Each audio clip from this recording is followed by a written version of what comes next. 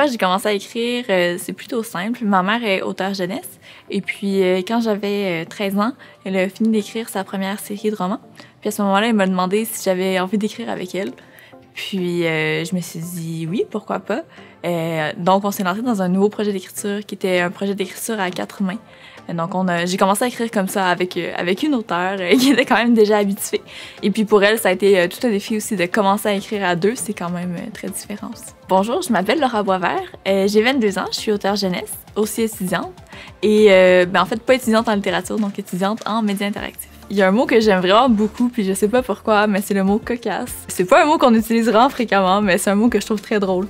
C'était un jeune qui a envie d'écrire, c'était un jeune qui vit pour l'écriture, qui adore ça. Je pense que c'est de croire un peu en ce que tu écris, c'est de toujours continuer à écrire, de toujours continuer à le faire, même si parfois on dit que c'est pas nécessairement le bon texte. Je pense que c'est de continuer toujours à avoir cette passion-là, puis de dire que si moi j'ai pu me faire publier à l'âge de, c'était 15 ans quand mon premier roman est sorti. On n'est pas obligé d'avoir 30, 40, 50 ans pour écrire. On peut commencer quand on est jeune. Je pense que des plumes, il y en a qui sont vraiment bons, qu'on soit jeune ou qu'on soit rendu à la retraite. C'est vraiment une passion qu'on peut avoir n'importe quand. Plus t'écris, le plus tu vas t'améliorer, c'est sûr, parce que plus tu vas écrire, plus tu vas te pratiquer, plus aussi tu vas te faire relire. Mais aussi, il va falloir qu'à des moments, tu te fasses relire puis tu te fasses un peu corriger pour voir un peu qu'est-ce qui a changé dans ta manière d'écrire. Puis aussi de lire vraiment beaucoup. Puis nécessairement, la manière d'écrire de nos auteurs d'ici peut vraiment inspirer puis peut vraiment être bonne à découvrir aussi. On a tellement de bons romans québécois, puis ça a tout été corrigé, recorrigé.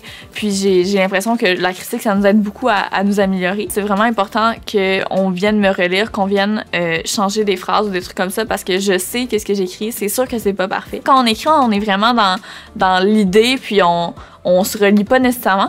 Puis je pense que justement, la correction pour moi, c'est vraiment important parce que par après, je me rends compte de toutes les répétitions que j'ai faites. Donc ça, après, ça se corrige vraiment facilement. Aussi au niveau des lecteurs, la critique qu'eux vont pouvoir faire de nos livres parce que c'est eux qu'on va aller rejoindre. S'ils ont aimé ça, si ça le fait en sorte qu'ils ont commencé à lire plus, c'est toutes des choses qu'on adore savoir en tant qu'auteur aussi.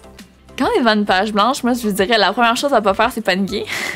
Ça, dès que ça arrive, dès qu'on commence à paniquer, c'est terminé. Il va rien se passer de bon. Sinon, moi, ce que je fais beaucoup quand j'ai la page blanche, surtout quand je commence un roman, en fait, je vais souvent ne pas commencer par le début. Tout simplement, si mon histoire, je sais pas comment la commencer, j'ai vraiment de la difficulté. En fait, je vais commencer par écrire un bout que j'ai vraiment en tête, qui va être facile à écrire. Parce que je trouve que c'est beaucoup plus facile d'aller commencer à un endroit où je suis à l'aise et après de revenir me créer un début que de vraiment me dire « OK, il faut absolument que je commence par le début, je dois écrire le début ». Je trouve que ça devient beaucoup plus paniquant. Puis si tu le sais pas, nécessairement, ça se peut qu'aujourd'hui, ça se passe pas. Donc, tu attends une autre journée, tu reviens sur cette partie-là. Mais en attendant, tu peux faire autre chose qui, en ce moment, te répond plus. Puis je pense aussi que c'est intéressant de pas nécessairement commencer l'histoire dans la description. Je pense que vraiment notre histoire, souvent, il faut la commencer dans l'action. Puis c'est vraiment là qu'on va venir dès le début comme capter notre lecteur puis qu'il va essayer de comprendre un peu ce qui se passe. Bon, un petit peu après, il faut quand même revenir avec une description de nos personnages, on est où. Mais des fois, c'est vraiment plus intéressant de venir commencer avec l'élément déclencheur puis après ramener peu à peu la situation initiale, expliquer qu'est-ce qui s'est passé. Moi, comment j'amène la description souvent, en fait, c'est que je vais beaucoup être dans le dialogue puis mes descriptions vont vraiment s'insérer entre les dialogues. Par exemple, des fois, le personnage va se perdre dans ses pensées un peu, observer un peu ce qu'il y a autour d'elle ou de lui, puis c'est là que je vais venir un peu décrire ce qu'il y a. Ensuite, elle va se faire ramener à l'ordre par un autre personnage, puis ça, c'est souvent un procédé que j'utilise pour vraiment faire prendre conscience de ce qui se passe autour de nous avant de nous ramener un petit peu dans ce qui se passe en ce moment. Faut pas que ce soit des longs bouts de description où il n'y a pas vraiment d'action, mais on a quand même besoin de savoir ces informations-là, donc je préfère l'insérer un peu avec l'action en même temps. C'est quoi le plus beau cadeau en tant qu'écrivaine?